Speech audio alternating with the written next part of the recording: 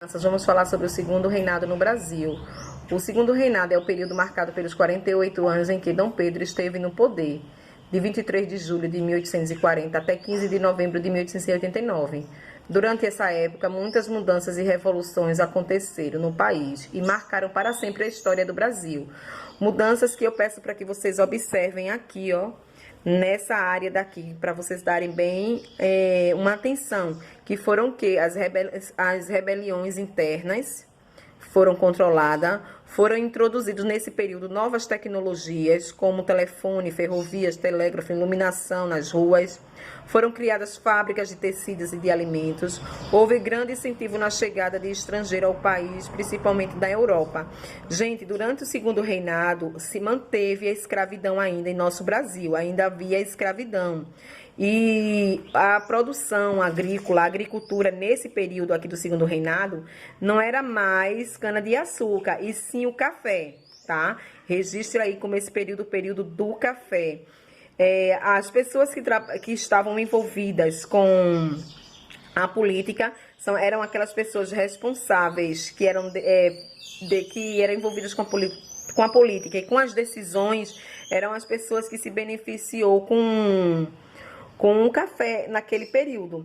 Então, na segunda metade, muitos grupos políticos e econômicos estavam descontentes com a monarquia, onde foi que começou a surgir o quê?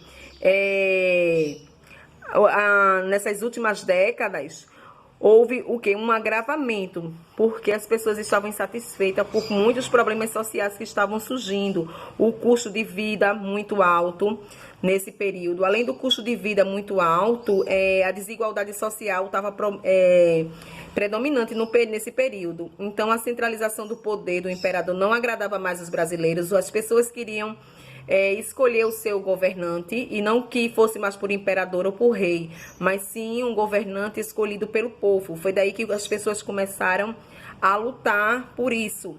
Então, desde o período colonial, houve manifestações de grupos que desejavam a instauração da república no Brasil.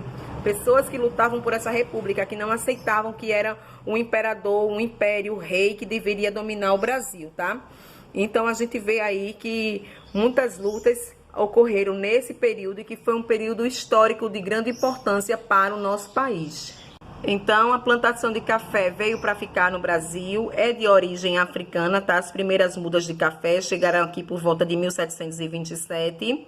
Nesse momento do segundo reinado, a agricultura que predominava era o café, nesse momento. E o café, ele foi de grande importância e trouxe muitos lucros, muitos rendimentos para o nosso país, tá?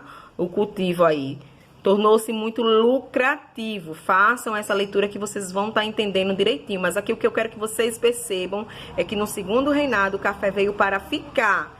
Ele foi um dos produtos mais vendidos nessa época, nesse período. É de origem africana.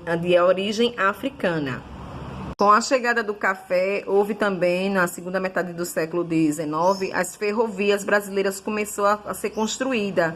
E foi um dos motivos que ajudou para a produção de café, que precisava ser transportada. Então, elas eram transportadas em trens, e as ferrovias começaram a surgir ali, no período da agricultura, no período do café, no segundo reinado, que foi um dos grandes acontecimentos, né? Onde as coisas começaram a se desenvolver.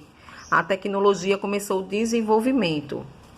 Com a chegada do café, novos serviços, muita luta, muitos conflitos, as pessoas lutando pelo o fim da escravatura, começaram a chegar aqui no Brasil pessoas que vieram trabalhar, os imigrantes que vieram trabalhar nas grandes fazendas, na indústria, que a indústria estava crescendo ali de máquinas, com a produção de café. Então, pessoas vieram para cá nesse período, e começou no segundo reinado a chegar pessoas imigrantes com o intuito de chegar aqui no Brasil para poder trabalhar. Essas pessoas queriam trabalhar aqui. Muitos desses foram italianos, alemães, onde ficam boa parte na região sul do nosso país, tá? Façam a leitura também dessa página. Enfim, chega a abolição da escravatura, o fim da escravidão no Brasil. Mas antes disso, houve várias lutas, décadas de luta, os abolicionistas que lutaram contra a escravidão. Então, de acordo com o que estudamos, quem eram as pessoas que lutavam contra a escravidão? Além dos escravos, os abolicionistas que incentivavam lá a ajuda nos quilombos, a fuga de escravo, além de criticar abertamente o governo, sobretudo dentro dos jornais. Nesse período, os jornais foram também de grande importância para esses tipos de manifestações. Contudo, a liberdade pela qual o escravo e os abolicionistas lutavam demorou muito, passou anos para tornar realidade, mas isso aí eles chegaram por meio da Lei Áurea. Cerca de 8 mil brasileiros deixaram de ser escravos e ganharam a liberdade. Essa lei provocou o descontentamento dos fazendeiros. Muitos fazendeiros se sentiram prejudicados. Eles queriam ser indenizados pelo imperador, já que entendiam que as pessoas escravizadas faziam parte da sua propriedade. Então, vejam mesmo, a libertação dos escravos chegou já no finalzinho, através da Lei Áurea, assinada pela princesa Isabel. E os abolicionistas eram aquelas pessoas que lutavam contra a escravidão. Os donos de fazenda, eles não aceitavam, eles não ficaram satisfeitos com esse tipo de acontecimento que estava ocorrendo. E nesse período, quem ficou no lugar dos escravos trabalhando foram os imigrantes, mas aí os imigrantes, eles estavam recebendo, o escravo não recebia. Então os escravos sofreram muito, porque muitos tiveram que deixar as fazendas e seguir em frente para seguir a sua vida. Peço para que vocês prestem atenção nessa tabelazinha aqui de 1850. Foram muitas lutas, gente. Nada foi tão fácil assim.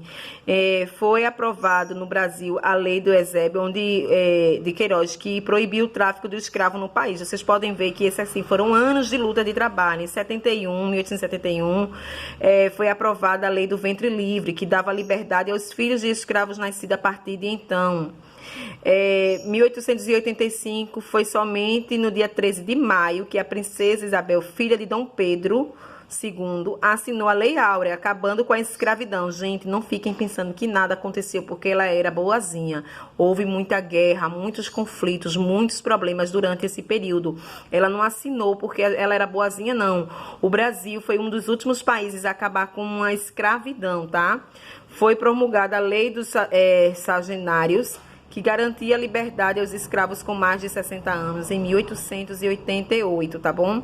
Então, façam aí a leitura e qualquer dúvida vocês me chamam.